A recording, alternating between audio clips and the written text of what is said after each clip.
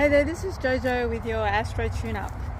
Today I'm going to do a tune-up for the Libra new moon eclipse. We've got quite a few planetary involvements, so the reasons I'll be bringing these planetary tuning forks into this healing sound bath is, well, first we've got the moon conjunct the sun, both in Libra. Mercury's also conjunct, so there's a bit of a stellium there, all hanging out together, and they're all in Libra, and the ruler of that is Venus, so I'll also be bringing Venus in.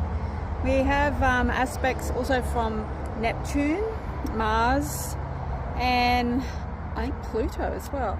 So I'll be including them into this little tune-up, and I hope it helps settle some of the interesting energies that are around at the moment and help you put forth what you choose to have in your future and to manifest over this next few months as the solar eclipse is in its effect.